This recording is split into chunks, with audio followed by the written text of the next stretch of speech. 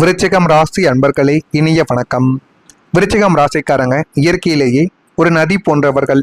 வெளியில் அமைதியாக காணப்பட்டாலும் உள்ளுக்குள்ள ஒரு பேராற்றல் ஓடிக்கொண்டே தாங்க இருக்கும். உங்களுடைய வாழ்க்கைக்குள்ள எதையும் எளிதில் மறக்காத, நீதிக்காக போராடும் குணம் கொண்ட உங்களுக்கு கடந்த கால வாழ்க்கை அத்தனை சுலபமாகவே இருந்தது கிடையாது.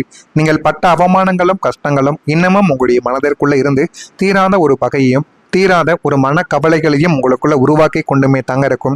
நான் கூறுவது சரியா தவறா என்பதையும் நீங்க கூறுங்க. ஆனா இதுவரை நீங்க சந்தித்த கஷ்டங்கள் எப்படி தெரியுமா இருந்தது? எதிரிகளால் தொல்லைகள், உங்களது அசுர வளர்ச்சியையும் நேர்மையையும் பிடிக்காத பல மறைமுக எதிரிகள் உங்களுக்கு பின்னால் உருவானார்கள்.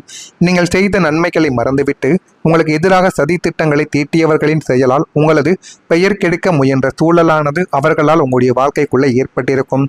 இரண்டாவதா, பண நெருக்கடி. வரவு எட்டனா செலவு பத்தனா என்ற நிலைமைக்கு தள்ளப்பட்டு அவசர தேவைகளுக்கும் அத்தியாவசிய மருத்துவ செலவுகளுக்கும் கூட கையில் பணம் இல்லாமல் கடும் பொருளாதார நெருக்கடியை சந்திக்க ஒரு வேண்டிய சூழ்நிலையை உங்க கூட இருக்கக்கூடிய நபர்களை உங்களுடைய வாழ்க்கைக்குள்ள தேடி கொடுத்தாங்க. அடுத்தவர்களிடம் கையேந்தும் நிலை உங்களுடைய சுய கௌரவத்தை ஆழமாக பாதித்தது. இதற்கு காரணம் உங்க கூட இருந்த சில முக்கியமான நபர்கள். மூன்றாவதா, குடும்பத்துல பிரிவு.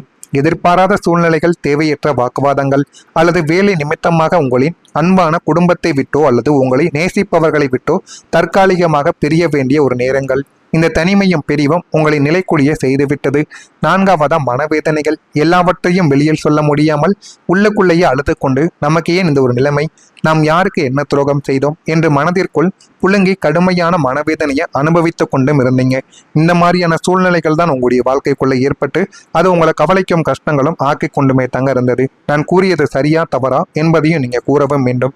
ஆனா நீங்க நாளை முதல் கவனிக்க வேண்டிய சில விஷயங்கள் உங்களுடைய வாழ்க்கைக்குள்ள உண்டு. முதல் விஷயமா, நீங்க கோபத்தை தவிர்க்கணும்.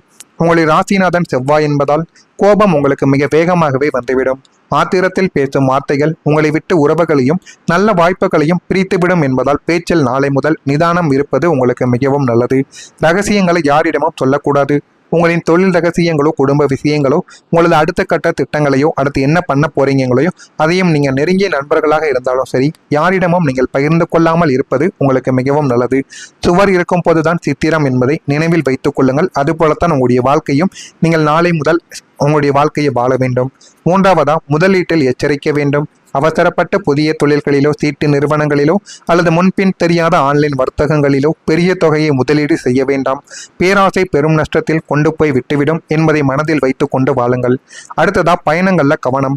அலைச்சலை தரும் தேவையற்ற பயணங்களை தவிர்த்து கொள்ள வேண்டியது உங்களுக்கு மிகவும் நல்லது.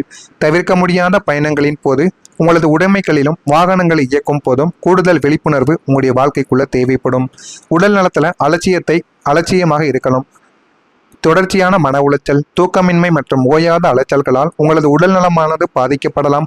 அசதி, செரிமான குறைபாடு போன்ற உடல் உபாதைகளை சாதாரணமானது என்றும் புறக்கணிக்காமல் முறையான மருத்துவமும் உணவு பழக்கமும் நீங்கள் மேற்கொள்வது இனிமேலும் உங்களுடைய வாழ்க்கைக்குள்ள நல்லது தேடி கொடுக்கும். ஆனால் நாளை ஜூன் 20 இந்த சஷ்டி விரத நாள். இந்த ஒரு நாளில் நீங்க செய்ய வேண்டிய பரிகாரங்கள் எவ்வளவோ உங்களுடைய வாழ்க்கைக்குள்ள இருக்கு.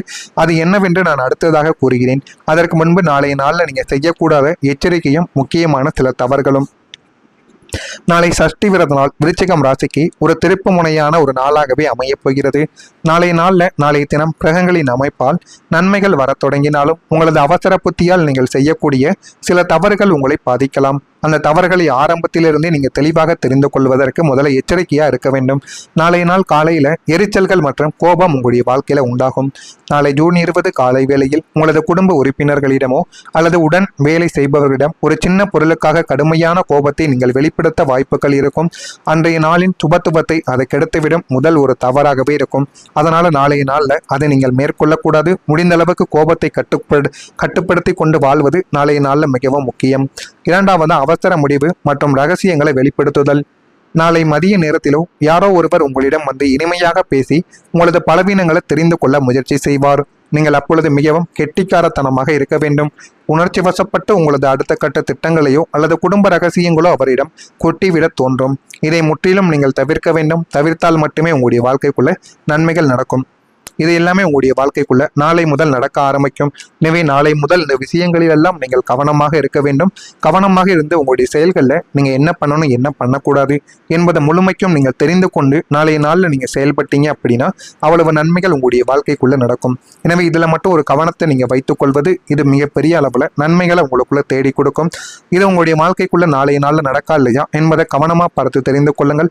மறக்காம நம்முடைய ராசி பலன் சேனலுக்கு ஒரு சப்ஸ்கிரைப் மட்டும் செய்து வைத்துக் கொள்ளுங்கள். அப்பொழுதுதான் நம்ம தொடர்ந்து பதிவிடும் வீடியோக்கள் அனைத்தும் தொடர்ந்து உங்களுக்கு நோட்டிபிகேஷனாக வந்து கொண்டே இருக்கும்.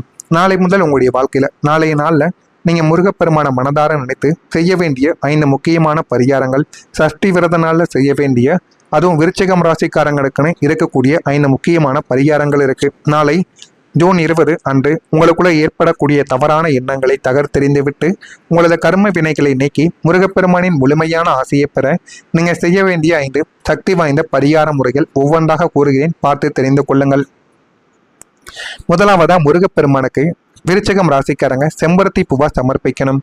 சஷ்டி விரத நாளான நாளை ஜூன் 20 காலையிலேயே எழுந்து நீராடி விட்டு உங்களது பூஜை அறையில் உள்ள முருகப்பெருமானின் திருவுருவ படத்திற்கு சிவப்பு நிற செம்பருத்தி மலர்களை சமர்ப்பித்தும் வழிபடலாம். அல்லது கோவில்கள் அருகில் இருந்தால் கோவிலுக்கு சென்றும் நாளைய நாளில் நீங்கள் வழிபட்டும் வரலாம். விருச்சிகம் ராசியின் அதிபதியான செவ்வாய்க்கும் முருகனுக்கும் உகந்த இந்த மலர் வழிபாடு உங்களது கோபத்தை கட்டுப்படுத்திவிட்டு முகத்தில் ஒரு தெய்வீக பொலிவை உங்களுடைய வாழ்க்கைக்குள்ள தேடி கொடுக்கும். இதையும் நீங்கள் செய்வதன் மூலம் உங்களுடைய வாழ்க்கைக்குள்ள அவ்வளவு நன்மைகளை உருவாக்கும். இரண்டாவதாக நீங்க செய்ய வேண்டிய ஒரு பரிகாரம், பால் அபிஷேகத்தை நீங்க பண்ணணும். நாளை காலையில அருகில் உள்ள முருகன் கோவிலுக்கு சென்று முருகப்பெருமானுக்கு செய்யக்கூடிய அபிஷேகத்திற்கு உங்களால் இயன்ற அளவுக்கு தூய பசுவின் பாலை வாங்கி நீங்கள் கொடுக்க வேண்டும். அது 100 ml இருந்தாலும் சரி, 1 லிட்டராக இருந்தாலும் சரி, உங்களுடைய கையில் இருக்கக்கூடிய பணத்தை பொறுத்து அதை நீங்கள் வாங்கி கொடுக்கலாம். நாளை காலை இதை செய்ய முடியாதவர்கள் மாலைக்குள்ளாவது இப்படியாவது செய்து விடுங்கள். இதை மிகப்பெரிய அளவில் உங்களுடைய வாழ்க்கைக்குள்ள நன்மைகளை தேடி கொடுக்கும். அபிஷேக பொருட்களுக்கு உதவி செய்வது உங்களுடைய மனதில் உள்ள அழுத்தங்களையும் கடந்த கால மனவேதனைகளையும் உங்களுடைய குழந்தைகளின் வாழ்க்கையும் அது நல்ல ஒரு பாதைக்கு நிச்சயமா எடுத்து செல்லுமாம். மூணாவதாக நீங்க செய்ய வேண்டியது நெய் தீபத்தை ஏற்றணும்.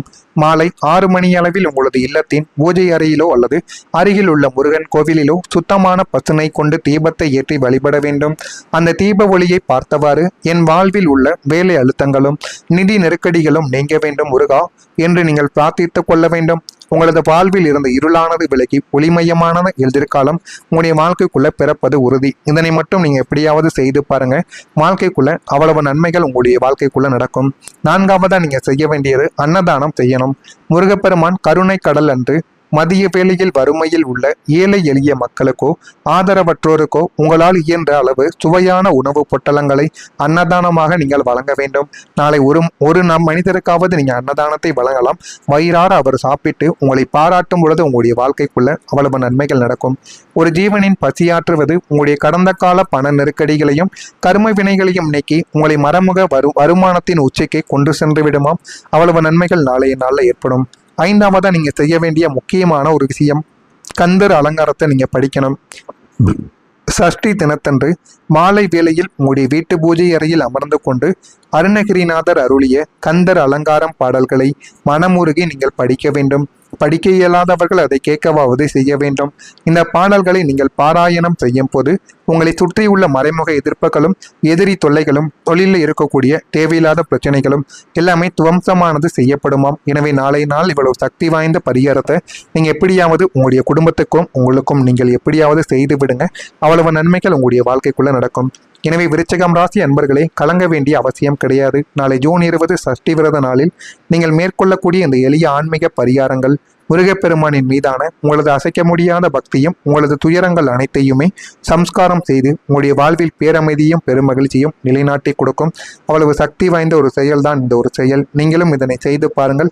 அவ்வளவு நன்மைகள் உங்களுடைய வாழ்க்கைக்குள்ள நடக்கும். நடக்கா இல்லையா என்பதை மட்டும் கவனமா பார்த்து தெரிந்து கொள்ளுங்கள். மறக்காம நம்முடைய சேனலுக்கு ஒரு சப்ஸ்கிரைப் மட்டும் செய்து வைத்துக் கொள்ளுங்கள். நல்லதே நினையுங்கள். உங்களுடைய வாழ்க்கைக்குள்ளும் நல்லது மட்டுமே நடக்கும். நன்றி, வணக்கம்.